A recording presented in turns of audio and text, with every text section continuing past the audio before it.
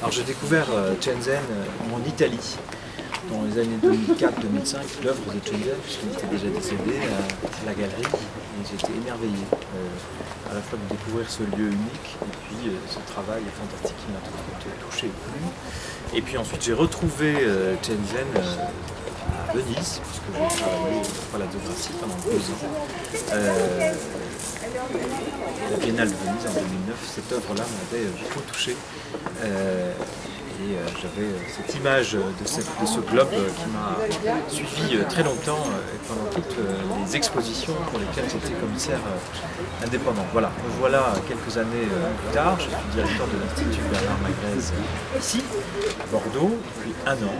Et M. Magrez a souhaité que nos artistes en résidence, c'est la mission numéro 1 ici, c'est d'accueillir des jeunes artistes en résidence, mais aussi que nos publics, on a eu 10 000 visiteurs pour notre première exposition en 3 mois, puissent avoir accès à des œuvres magistrales lors d'expositions thématiques dont il m'a confié jusqu'à présent le commissariat.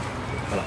Shanghai, c'est une invitation à un espace différent, un espace mental, un symbole, une ville qui est dans cette tectonique culturelle, économique et industrielle de la Chine, puis surtout qui est une nouvelle plateforme où se croisent des regards d'artistes évidemment chinois, mais aussi d'artistes occidentaux, et qui nous rappellent qu'il y a des liens tissés depuis longtemps, des liens esthétiques, critiques, des sujets, des méthodes, des pratiques de peinture, par exemple, de calligraphie, mais aussi des concepts d'intériorité, d'extériorité.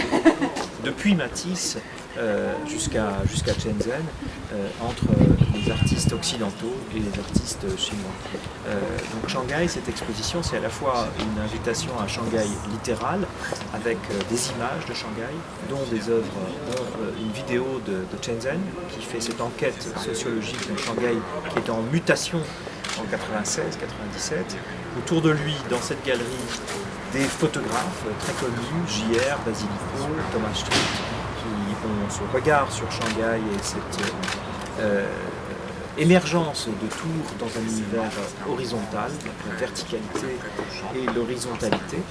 Et puis c'est aussi ces œuvres spectaculaires qui sont à l'extérieur, ce magnifique globe de Shenzhen qui invite au plein intérieur, qui invite aussi avec les droits de l'homme à une forme d'universalisme, et c'est un peu cet esprit-là aussi qui est questionné dans cette exposition, dans ce château qui date de 1773, nous sommes en plein siècle des Lumières, qui questionnait non seulement l'orientalisme, la découverte de l'autre d'une manière savante, mais aussi cette idée, avec la déclaration des droits de l'homme, la déclaration universelle des droits de l'homme, cet universalisme possible. Et Shenzhen incarne, compris dans ce jardin classé à la française, avec cette œuvre spécifique, Back to Fullness, Face to Emptiness, cet universalisme avec ses chaises très différentes, etc.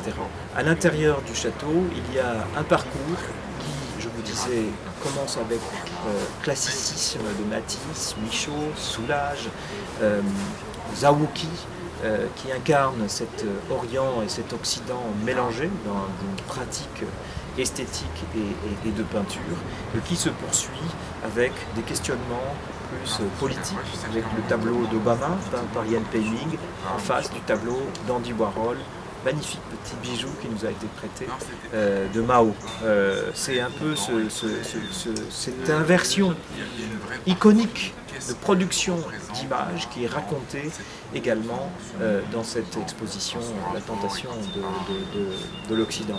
Et puis on termine le parcours ayant passé dans une salle où il y a cette chaise magnifique d'Ai Weiwei, et puis dans son sillage des jeunes artistes qui sont dans la contestation politique, mais en tout cas qui sont dans une demande d'émancipation et de liberté à Shanghai, avec des artistes jeunes de Shanghai qui sont soutenus et montrés par la collection Doulisig.